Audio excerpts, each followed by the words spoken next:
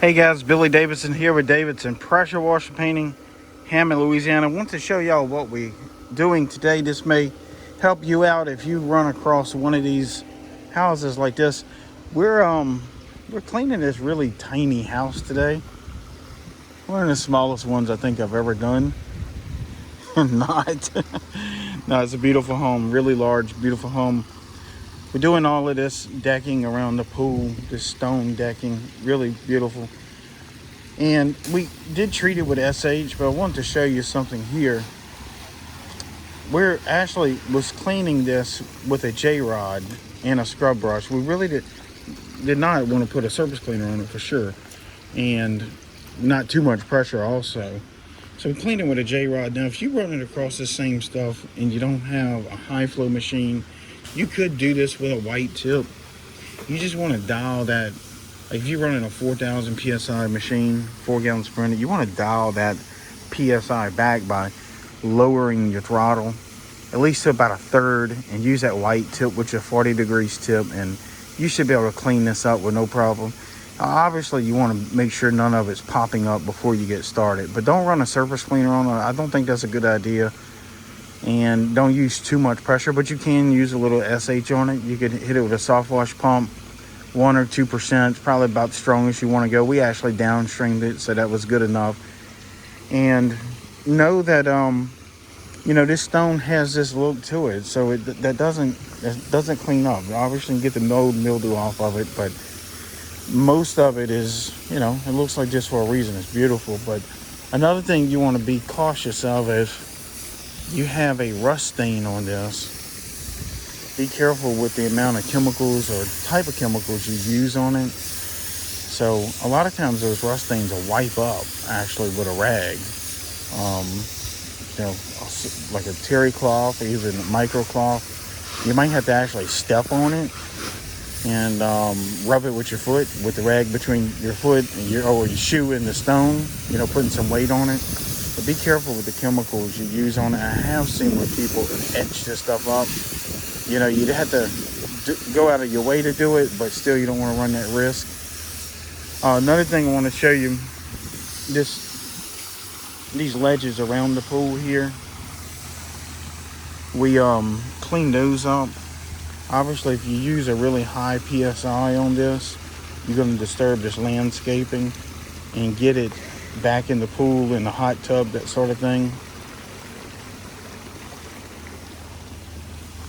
So again, we just did it with our J-rod. There was just a couple areas that we touched with a brush with some SH on it. I wanted to be careful around these flowers. They just planted these like a couple days ago, actually. So I didn't even really want to get any SH on them. But other than that, you want to be careful, and keep your angles correctly. Imagine if you go in here. I want to show you something else too before I let you go, so hang tight to the end of the video. If you go in here blowing this back towards your pool, you'd think it's common sense, but you'd make a mess and they're not going to like you too much. So work your angles correctly. Make my way over here. These umbrellas here, guys, if y'all ever have some of these umbrellas, open them up. Make sure there's no divers nest on them. No, we did treat this with a downstream injector. Last thing you want to do is this gentleman to open these up and something fall in his drink here or fall on him. He's sitting here laying, relaxing, pops the umbrella open and a bug nest hits him in the face. He probably wouldn't like me too much, especially if I just cleaned everything. So guys, if you want to start doing some of these type of big houses like this, we get a lot of these off of our yard sign. These people really are calling and doing the Google and Facebook and all that. You almost kind of need to run into them.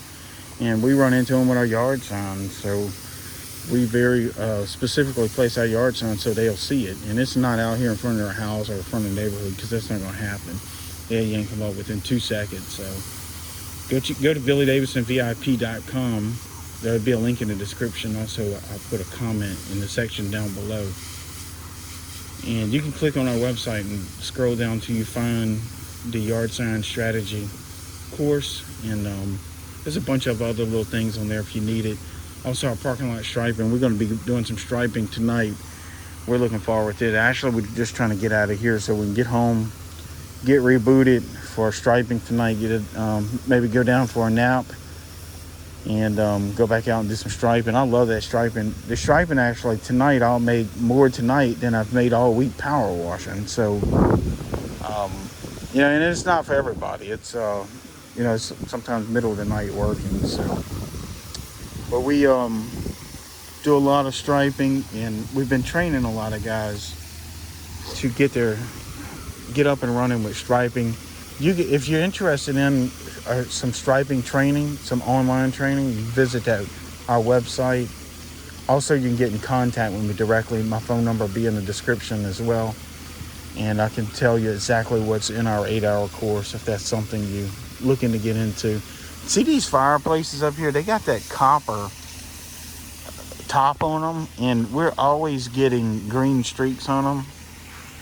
And I'm not trying to get up there and rub all that down, but that one's not too terrible. I see a little bit on it.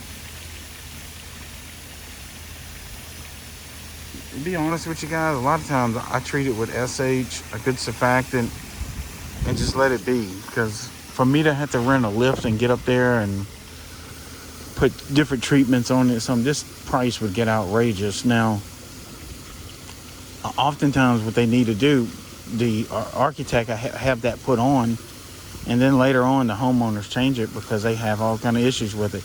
Because we can clean it today, and then next week the spots will be back.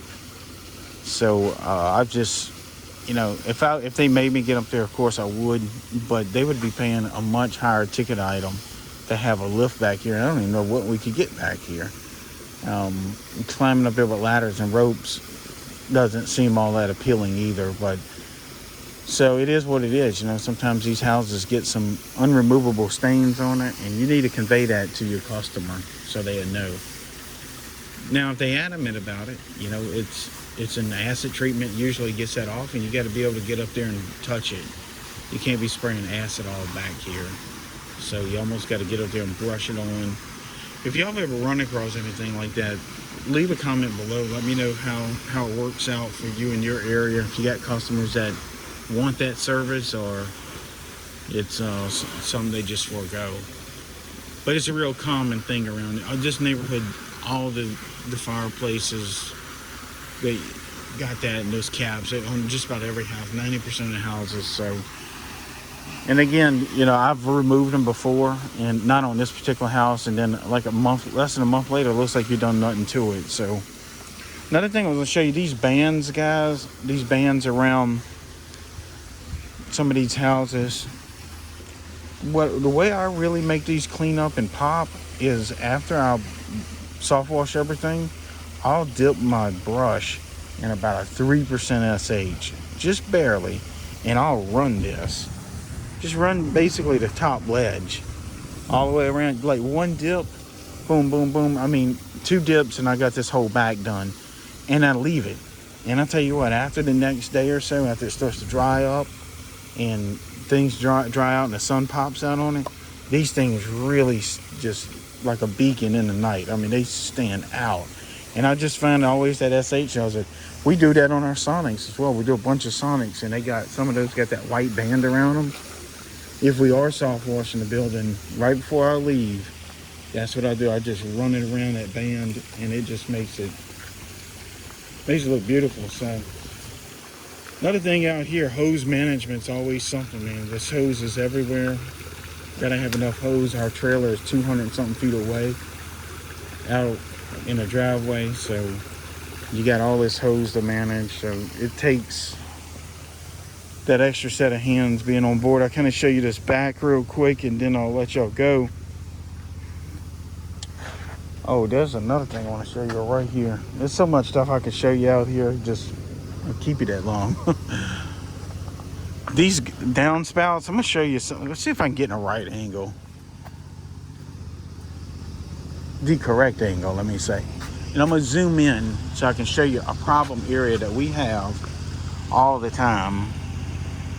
The way these downspouts come down, you get right in here.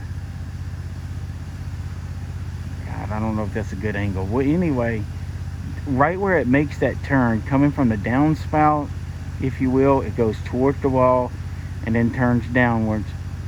Right where it meets the wall, sometimes there's a gap back there. And it's a gap where you can almost slip your hand back in. It's a pretty good sized gap. And guess what gets in there? These giant dirt divers nests. And you can beat on these things for 20 minutes. And sometimes they're just difficult to dislodge. But what I have found, guys, if you got some of them dirt divers nests, and I think it has something to do with the way the little bugs build it. If you put a little bit of degreaser and shoot it on that nest, it seems to break that nest up much better than just SH or surfactant or just plain water.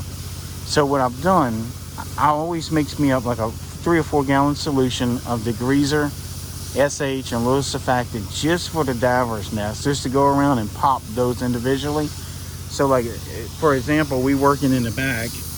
I don't do the entire house at the time. I just do the part that we're working on. Let me walk back here. I want to show you something else on this returning wall.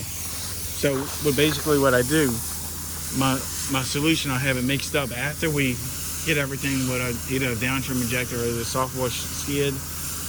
I'll go grab that 5 gallon and just drop it in my downstream bucket and just tap just the dirt diver's nest, and it seems to work out. Now I'll tell you my solution on if you want to grab a pen or either rewind it. So if I'm downstreaming, it's pretty much how I do it, because I don't want to taint my soft wash system and put degreaser in my SH there. So when I'm going to downstream it in a 5 gallon bucket, I put 2 gallons of water, 1 gallon of purple power, 3 or 4 ounces of your surfactant, like we use Southern Draw, and then I like about 1 gallon of SH, and that's all you really need.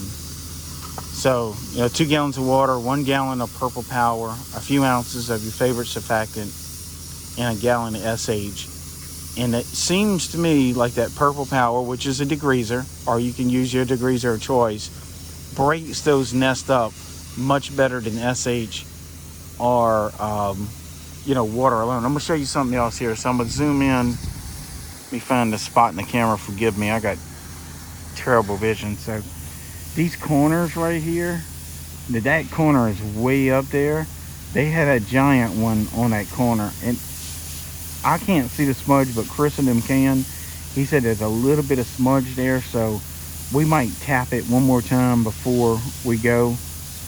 But it's on the inside. Let me see, maybe I can point at it. Let me see in the camera. It was like right on that little edge right there. Not this long edge, but the far end of the edge. So basically what happens when they walk down their steps over there, if they look to their left, they'll see it on that edge. But I don't see nothing in the camera. Maybe they've re-hit it since I've been recording. So anyway, that purple power works really good. It seems to me it breaks it up better. I know some bugs use a lippet to keep their nest together, and that's what I suspect with them dirt divers. However they build them, they excrete some type of liquid or a substance from their own body that helps glue, if you will, the nest together. So obviously a lippet is an oil, and a degreaser breaks down oil molecules by using something called hydrophobic actions. Gets a little bit complicated. Maybe one day we'll make an entire video on chemicals, but you can do a little research on it, and that's how degreasers work. They have one part of the molecule is hydrophilic, the other part is hydrophobic, and that's how it breaks down and emulsifies some of the oil molecules, and it works well. So another thing on this retainer wall, we went at this with a good 3% SH, again being careful with some of this vegetation here, and I think most of this is fine. We did pre-wet it, but we still see some streaks, and I think these are mineral stains. Be honest with you, it was like this a couple years ago. I think it's probably time for this retainer wall to be painted. That would be a nice little upsell, whether you like painting or not. I know you like money. This retainer wall, about 200 feet of it, I would all day long get $1,000 for it. So I could do that by myself in probably 3 hours. Even if I furnished the paint, spend $150 in paint and gas and lunch, a couple of little things. Let's say you had $250 into it, you may charge $1,000, come out with $750 in the afternoon. And you know, whether it's your thing or not, but I wouldn't even spray it. I would just trim it and roll it, and I would go all the way down. See, somebody, when they did it last, they didn't go all the way down there, and that's what I would let my customer know. I'm gonna just paint all the way to the bottom. Now I could come in here and spray it and just tape this, put a nice little piece of tape there, which I don't know which one I would do, but it definitely needs something done on it. Maybe I'll bring it up to them. Let me know in the comments if y'all do any little painting extra in your pressure washing business, or if you're doing a parking lot striping. Well, guys, anyway, I'm out of here. Go check out BillyDavidsonVIP.com if you want some help growing your pressure washing business or learn about parking lot striping and so on and so forth, guys. We'll see y'all in the next video.